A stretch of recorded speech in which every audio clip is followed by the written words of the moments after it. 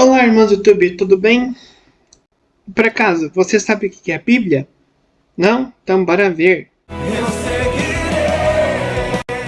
Agora no tópico do Divino, nós temos o que é a Bíblia, uma definição, a sua natureza humana e divina. Deus não fala de modo humano, né? Através da Bíblia. Temos a estrutura da Bíblia, né? Antigo e Novo Testamento. O papel da Bíblia, né? A importância da Bíblia, a tradição e magistério todos juntos na vida, na igreja. A igreja e a veneração das escrituras. E o papel da vida na igreja. Primeiramente, o que é a Bíblia? A Bíblia é a palavra de Deus, escrita sob a inspiração do Espírito Santo. É uma coleção de livros sagrados, sendo no total 73, sendo 46 no Antigo Testamento e 27 no Novo. Contém uma revelação divina para a salvação humana. Ela foi transmitida por autores humanos e guiadas por Deus. Ela é o discurso de Deus posto por escrito sobre a moção do Espírito Santo e nutre a fé da igreja como alimento espiritual e essencial. Agora falando um pouco da natureza divina e humana. A Sagrada Escritura, né, que foi falado, é o conjunto desses livros, todo no Antigo e Novo Testamento, são inspirados todos por Deus. Deus escreveu por meio de homens escolhidos, né? Temos assim os profetas, por exemplo, temos São Paulo, João, né, o evangelista, o evangelista João, que escreveu tanto o Evangelho quanto as epístolas mais para frente. Temos São Lucas, que escreveu a linha do Evangelho, o Ato dos Apóstolos, entre outros. Os autores humanos utilizaram suas faculdades, a verdade salvífica foi consignada sem erro, e Deus é o autor da Escritura porque inspirou os autores humanos e agiu neles por meio deles. Né? Ou seja, utilizando essas pessoas, ele escreveu foi ele que foi o autor da Bíblia, né? Através dessas pessoas escolhidas. Quando Deus fala no modo humano, seria o seguinte: ele se adapta à nossa fraqueza. A gente tem muita coisa que a gente não entende de Deus, né? Que quem está vendo o vídeo do YouCat vai entender. Daí ele se adapta a essa escritura. Tipo, um exemplo desse negócio é assim como o verbo, né? Ou seja, Jesus se fez carne. A Bíblia também une perfeitamente a verdade infalível de Deus e as palavras humanas. O divino e o humano são unidos sem confusão. Para finalizar nessa parte, tem muita coisa que Deus sabe para nós, né, que é bom e tal, e a gente não tem esse conhecimento, não chega a esse conhecimento. Eu não lembro qual a questão do cat, eu vou deixar aqui para vocês em cima. Mas daí, essa forma que daí foi escrita foi o modo que Deus fala com a gente, além de outros modos, né?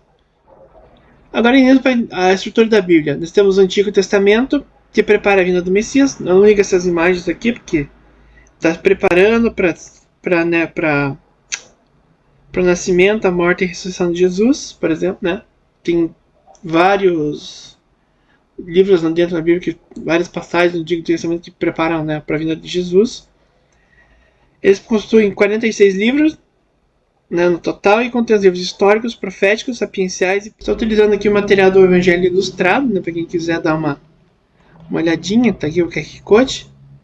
Tá um pouco aí deles aí, tá meus créditos aí, né, que fizeram esse material.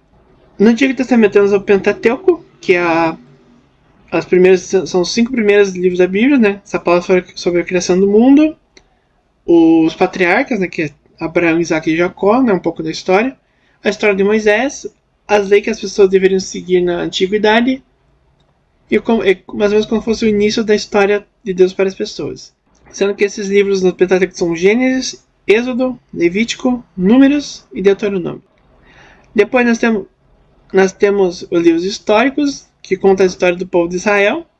Eles dão as coisas que aconteceram, como batalhas, viagens, histórias dos reis de Israel. Ali, por exemplo, Saul, Salomão, Davi, entre outros. Temos também no livro de Reis que fala, por exemplo, dos juízes. Temos o Josué, que é o sucessor de Moisés, por aí vai. Essa parte da Bíblia é como um grande livro de histórias antigas sobre o povo de Deus. Nesse livro estão Josué, Juízes, Ruth, 1 e 2 Samuel, 1 e 2 Reis, 1 e 2 Crônicas, Esdras, Neemias, Tobias, Judite, Esther e 1 e 2 Macabeus. Nos livros proféticos ou sapienciais, não.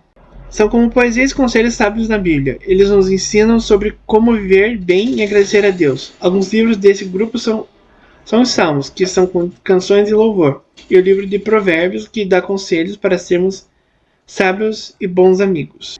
Nesse temos Job, Salmos, Provérbios, Coelé, seria o que? Eclesiástico, Cântico dos Cânticos, Sabedoria e bem seria Eclesiastes. Depois nós temos os profetas maiores, que contam a história de pessoas especiais que receberam mensagem de Deus. Essas mensagens falam sobre o que acontecerá no futuro e como as pessoas devem amar e ser boas umas com as outras. É como ler cartas de Deus que nos ensinam sobre o amor e os planos para o mundo. E também temos, lembrando que os profetas, lembrando essa divisão de profetas maiores e menores, tipo, é a quantidade de obras que eles fizeram, né? Os maiores fizeram mais e os menores menos. Os profetas menores são outros livros da Bíblia com histórias de profetas. Eles são chamados menores porque são um pouco menos longos do que os profetas maiores. Eu acabei de falar. Mas eles também têm as mensagens especiais de Deus, ensinando-nos sobre amor, justiça e cuidado pelo seu povo. Profetas maiores, livros de Isaías, Jeremias, Lamentações, Baruque, Ezequiel e Daniel. Profetas menores, livros de Oséias, Joel, Amós, Abdias, Jonas, Miqueias, Naum, Abacuque, Sofonias, Ageu, Zacarias e Malaquias. Finalizando o Antigo Testamento. Já no Novo Testamento, né, Cristo se revela plenamente. É dividido em 27 livros, sendo os 4 evangelhos, os Atos Apóstolos, as epístolas sendo elas de João, São Pedro, São Paulo, não sei se tinha mais alguma, e por fim o livro do Apocalipse. Sendo que os evangelhos contam a vida de Jesus, os evangelistas são 4 discípulos de Jesus que nos contam as histórias da vida de Jesus na Terra, cada um com seu jeito diferente de contar, mas todos muito especiais. São eles Mateus, Marcos, Lucas e João. Temos livros tóxicos de O Ato dos Apóstolos. Ele conta o que aconteceu depois que Jesus subiu ao céu. Mostra as aventuras dos apóstolos que espalharam a boa notícia de Jesus pelo mundo. É como um diário de viagem das primeiras pessoas que levaram o amor de Jesus para todos os lugares. Depois disso temos as epístolas paulinas. São várias, como você pode ver aqui agora. São cartas que os apóstolos Paulo escreveu para os amigos e igrejas. Ele deu conselhos, ensinou sobre Jesus e mostrou como amar uns aos outros. São como cartas de amizade que nos ajudam a aprender mais sobre Deus e como ser bons amigos. Sendo elas Romanos, 1 e 2 Coríntios, Gálatas, Efésios, Filipenses, Colossenses, 1 e 2 Tessalonicenses, 1 e 2 Carta a Timóteo, Tito e Filemon. Depois nós temos as epístolas gerais, são outras cartas na Bíblia ensinando coisas boas para todos. Elas são escritas por outras pessoas além de Paulo e são como conselhos importantes para as nossas vidas, ensinam sobre amor, paciência e como ser boas pessoas. Temos cartas aos Hebreus, São Tiago, São 1 e 2 São Pedro, São João, a 1, 2 e 3 carta de São João e carta de São Judas. E por último temos o livro do Apocalipse, que é o livro profético do Novo Testamento. Ele conta sobre visões e profecias de João, né, o evangelista, sobre o futuro e o plano de Deus. É uma história sobre o que irá acontecer no final dos tempos. Mas também, quando você vê na época, era mais sobre o Império Romano, tá? Mas a gente vai chegar. Então, quero fazer uma série sobre cada um dos vídeos, dos livros, ensinando um pouco de cada um deles. E para finalizar, uma importância da Bíblia, tradição e magistério. A gente já viu alguns livros daí no vídeo do YouCat. Eu vou deixar no card aqui para lembrar. Vou deixar aqui para vocês. Mas fala que a Bíblia não está isolada. Forma unidade com a tradição sagrada. Ambos influenciam a mesma fonte divina. Já o magistério da igreja guarda, interpreta e proclama autenticamente. Sem isso não haveria garantia do cânone, nem haveria interpretação segura.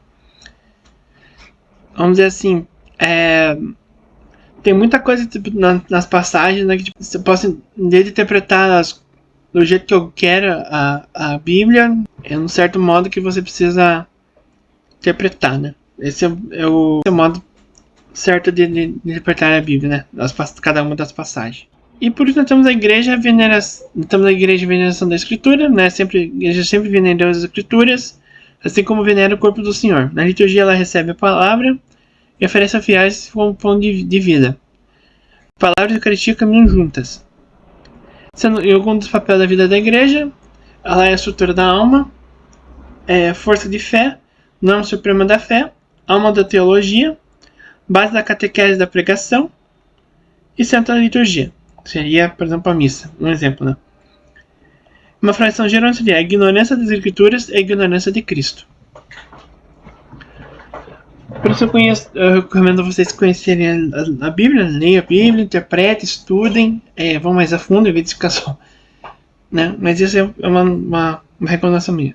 Bom, pessoal, quem gostou, deixa seu like, compartilhe, se inscreva, comente, deixa suas dúvidas nos comentários. E salve Maria!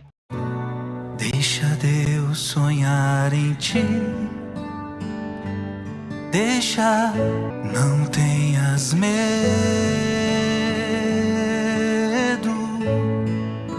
É Deus quem te segura. Segue a lei.